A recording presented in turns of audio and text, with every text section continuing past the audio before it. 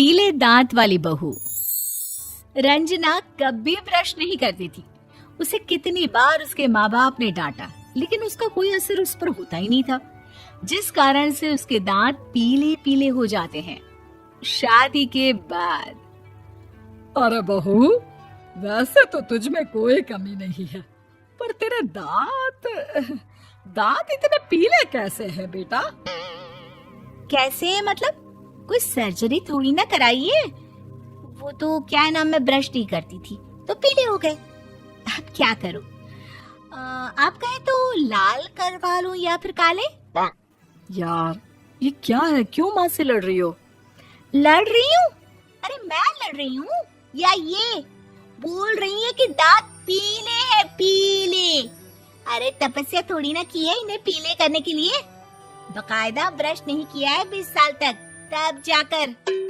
छी, कैसी बात कर रही हो? ये उस वक्त तो पीले नहीं थे जब हम लोग तुम्हें देखने आए थे। अरे तब साफ करवा लिया होगा डेंटिस्ट के पास जाकर। अब देखो कैसे पीले पीले लग रहे हैं। रंजना सास की तरफ गुस्से से देखती है। फिर शुरू हो गई पीले पीले पीले। अरे पीले तो तब भी थे जब मेरे हाथ का रसगुल्ला उड़ा उड़ा कर खा रही थी और बोल रही थी, लड़की नहीं गुणों का खजाना दे रहे भाई साहब आप। खैर, अब वो लोग करते भी तो क्या करते, पीले दांत वाली बहू पल्ले पड़ी थी तो झेलना तो था ही। एक दिन कीर्तन में रंजना गाना गा रही थी। अरे कमला बहन, माँ का द्वार है, यहाँ तो सब शुद्ध होकर आते हैं, फिर अपनी बहू को ब्रश भी नहीं करवाती तुम। दूर से पीले पीले दांत भक्ति में बाधा उत्पन्न कर रहे हैं। अरे कोई 2 साल के बच्चे थोड़ी ना लेकर आई हूँ मैं बहू बनाकर। अच्छी खासी लड़की है, अरे कैसे करवाऊं ब्रश? ये तो उसे खुद करना चाहिए ना।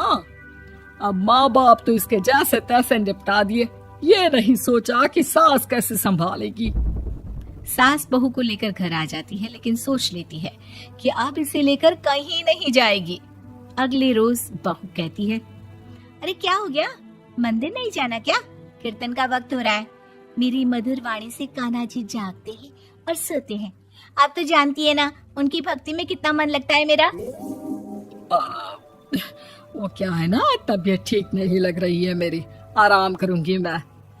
तबीयत ठीक नहीं लग रही? अभी तो मिथुन के गाने पर नाच रही थी आप, और अब बोल रही है कि तबीयत ठीक नहीं लग रही। अरे भक्ति में मन लगा लो सासू माँ, ऊपर जाना है, क्या मुंह दिखाओगी आप? हाँ? सास को बहू की बात पर गुस्सा आ जाता है। मैं क्या मुंह दिखाऊंगी, इसकी चिंता तो ना कर, समझी? अपने मुंह की चिंता कर, जो ये पीले पीले दांत लेकर हर जगह पहुंच जाती है। पता है लोग कितना मजाक बनाते हैं। ना जी ना, मैं नहीं जाना कहीं तेरे साथ। तो ये बात है। कोई ना, मत जाओ, मैं अपने कमरे में ही बैठकर भक्ति कर लूंगी। ऊपर वाला दांत थोड़ी ना देखता है, मन देखता है, भावना देखता है। और अरे बस बस, तू सब कुछ दिखा, बस ये सफेद चमकदार दांत ना दिखाना किसी को, है? जा यहाँ से। बहू को सास की बात का कोई फर्क नहीं पड़ता, वो तो जैसी थी वैसी ही रह जाती है। सुबह नहाकर किचन में खाना बनाना, फिर खाना खाना, कीर्तन भजन करना और सो जाना। एक दिन, माँ जी मैं सहेली के घर जा रही हूँ, शाम को लेट आऊंगी। हाँ हाँ तो जाना, मैंने कौन सा तेरी आरती करनी है घर पर बैठकर। रंजना सहेली के घर जाती है, जहाँ वो पार्टी में जाने की तैयारी कर रही होती है। अरे शिखा, कहाँ जाने की तैयारी कर रही है? मैं गलत वक्त पर आ गई क्या? अरे नहीं यार, उल्टा सही वक्त पर आ गया। मैंने ये साड़ी और ज्वेलरी निकाली है यार, शाम को इनके ऑफिस की एक पार्टी में जाना है। बताना कैसा लग रहा है ये सब? नहीं यार, इस ड्रेस के साथ तो वो वाली ज्वेलरी अच्छी लगेगी।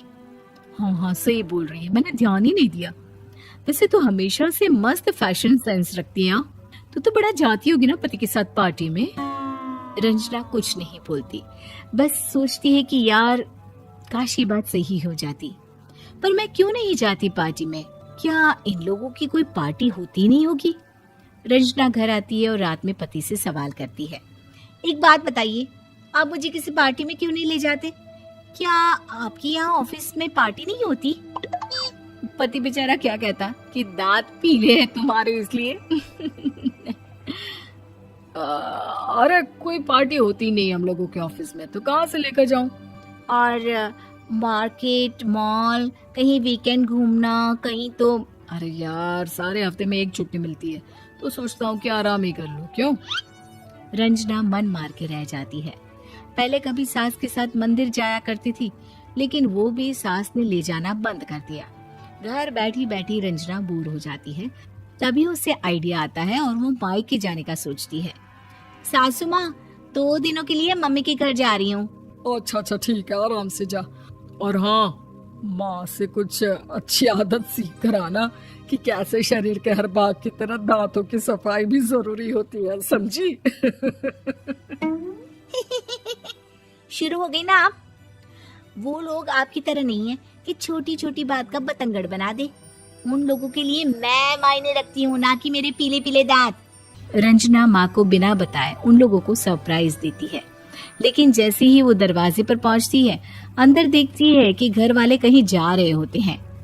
अब माँ, काश रंजना दीदी के दांतों वाली प्रॉब्लम नहीं होती, तो वो भी हम लोगों के साथ चलती ना बुआ जी की बेटी की शादी में।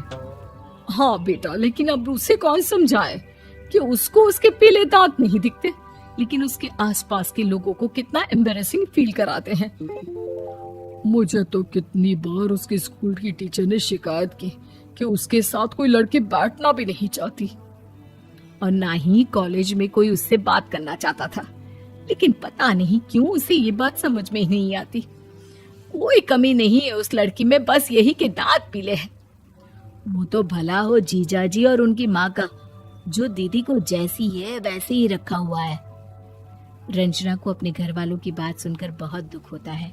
वो सोचती है कि वो क्या करे, लेकिन फिर वो सीधा डेंटिस्ट के पास जाती है, अपने दांत चमकाती है और कसम खाती है कि वो रोज ब्रश करेगी। अरे क्या हो गया? तुम तो 2 दिनों के लिए गई थी ना, पर कोई ना, अच्छा है, चलो आ गई तो। रंजना सास के सामने आकर खड़ी हो जाती है और पूरी स्माइल करती है, उसके चमकदार दांतों को दिखाती हुई। हैं? चले मंदिर? माँ, मुझे माफ कर दीजिए, मैंने आप लोगों को बहुत एम्बैरेसिंग फील करवाया। मैं आज से रोज ब्रश करूंगी।